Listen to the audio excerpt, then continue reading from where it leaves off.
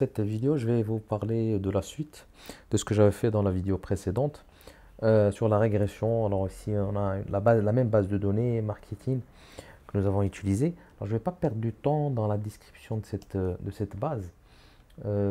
Rapidement, c'est une base de données de satisfaction des services une sorte de, on va dire, un parc d'attractions manège, etc. Et donc, on a collecté certaines données, le nombre d'enfants, la distance, etc. J'ai mis ici les noms en français. Donc, vous avez ces éléments dans la vidéo précédente.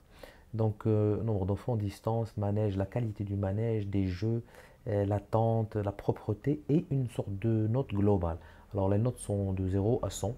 100, c'est le maximum. Vous voyez bien ici que c'est 100. Et puis, pour la distance, bien sûr, c'est pas le cas parce que c'est une distance. Et nombre de fonds, bien sûr, jusqu'à 5, c'était le maximum pour notre échantillon. Ensuite, on leur a posé une question, est-ce qu'ils viennent pendant la semaine ou bien le week-end? Si c'est le week-end, c'est yes. Si c'est no, ça veut dire que c'est en cours de semaine qu'ils viennent dans notre parc. Voilà. Donc c'est une base de données classique.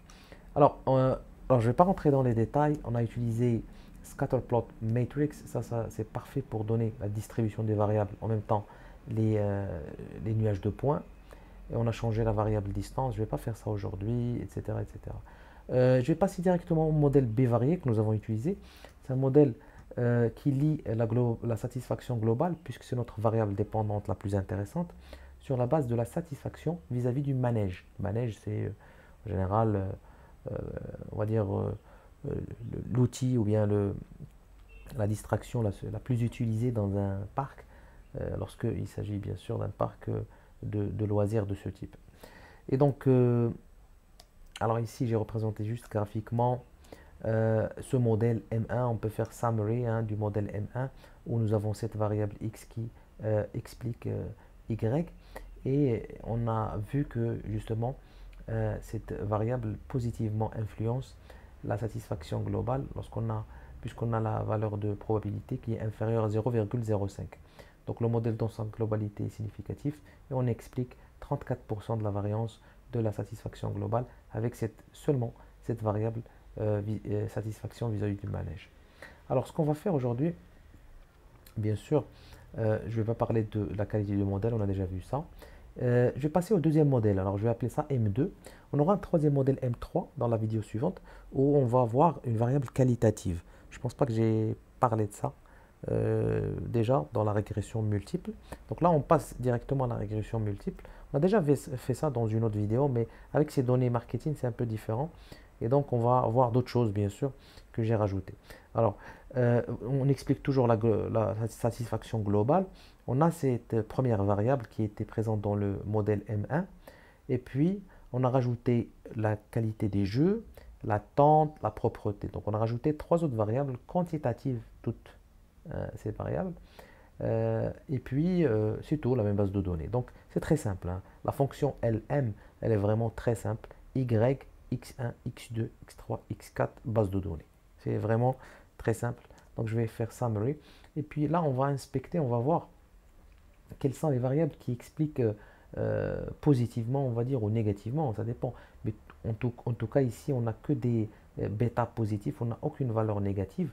Donc, je comprends que toutes ces variables expliquent positivement ma variable de satisfaction globale. Et toutes ces variables significativement expliquent cette variable parce qu'on a les valeurs de probabilité qui sont toutes inférieures à 0,05. La plus intéressante, il faut aller chercher vraiment la valeur de probabilité la plus faible. Pour voir la plus intéressante, c'est celle-là, c'est la propreté.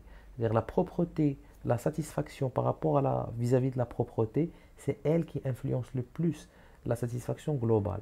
Ensuite, vous avez cette variable, pardon, la première c'est attente, parce que j'ai pas vu ça, E à la puissance moins 16, c'est vraiment trop faible, c'est presque zéro, donc en termes de probabilité, avec bien sûr un bêta de 0,55.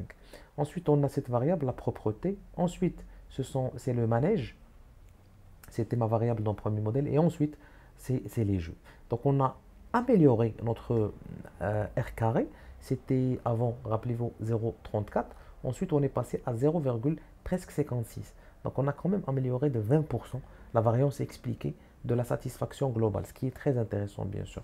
On va utiliser la fonction ANOVA, que j'ai déjà expliqué dans la vidéo, je crois, sur ANOVA.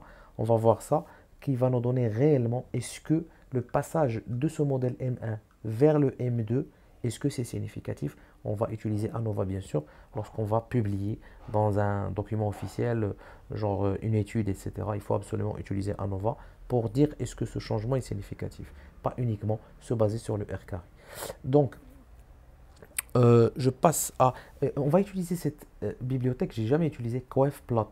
Alors, c'est une library, donc on va utiliser coefplot. Si vous ne l'avez pas, vous l'installez d'abord. Ensuite, vous faites le M2, vous faites intercept false pour ne pas donner l'ordonnée, et vous donnez juste ici outer CI, ça, confidence interval. Donc là, ce qu'il nous donne cette coefplot, c'est l'intervalle de confiance de chaque bêta que nous avons dans le modèle, y compris bien sûr toutes les variables. Il va vous donner la valeur minimum et la valeur maximum de l'intervalle de confiance. Puisque toutes les valeurs ici sont significatives en termes de probabilité, bien sûr l'intervalle de confiance ne va pas inclure la valeur de 0. Et l'intervalle sera positif dans sa globalité. Et donc, elle est très intéressante pour vous donner une idée sur là où l'intervalle est plus restreint et là où le bêta, l'intervalle est plus large. Bien sûr, on s'intéresse souvent et toujours, plutôt, pas souvent, aux intervalles qui sont restreints. Pourquoi? Parce qu'on sait que dans la population, en termes d'inférence statistique, voici l'intervalle. S'il est restreint, c'est intéressant parce qu'on sait plus ou moins là où se trouve la valeur du bêta dans la population. Regardez, lorsqu'on utilise juste cette fonction coefplot, elle va vous donner non seulement le bêta que nous avons trouvé, je prends par exemple la propreté. Alors, je reviens ici au modèle avec propreté, regardez, c'était 0,98. Regardez ici, c'est presque 0, presque 1. C'est vraiment le point bleu gras. C'est pour ça que j'ai mis LWD Outer 1.5 parce que ça renforce un peu ce trait. Ça donne beaucoup plus d'épaisseur. Donc, regardez le point. C'est 0,98. C'est exactement ce point ici. Et en même temps, il vous donne l'intervalle. Alors, la valeur min, c'est le minimum de la valeur que va prendre ce bêta dans la population. Et l'extrémité à droite, c'est la valeur maximum.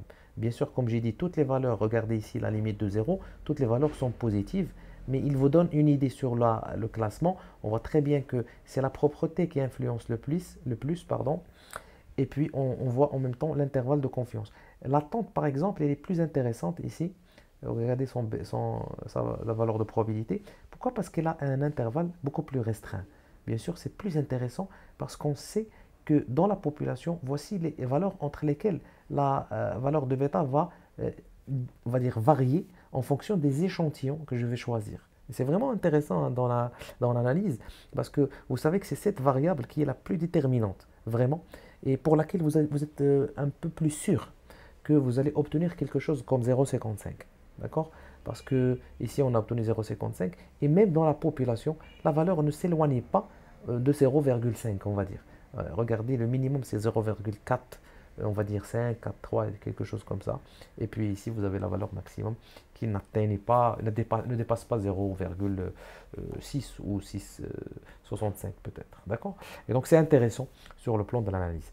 Je passe à la comparaison de modèles dont j'ai parlé tout à l'heure. Alors, on va comparer plutôt le R carré ajusté qu'on obtient juste ici. Regardez, Adjusted R squared. Pourquoi? Parce qu'il prend en considération le nombre de variables. Par exemple, ici, on a 0,558. Ici, on a 0,555. C'est vraiment une légère différence, mais qui prend en considération le nombre de variables que vous avez ajoutées. Si vous rajoutez une autre variable, par exemple ici, vous allez trouver un R carré inférieur.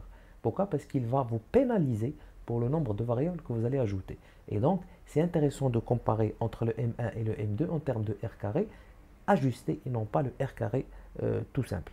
Et donc, on voit bien ici que, bien sûr, on est passé de 0,342 à 0,555. 0,555. L'ANOVA, dont j'ai parlé, l'ANOVA vous permet de voir est-ce que la différence est significative en termes de F. Et regardez le F de différence et regardez la valeur de probabilité.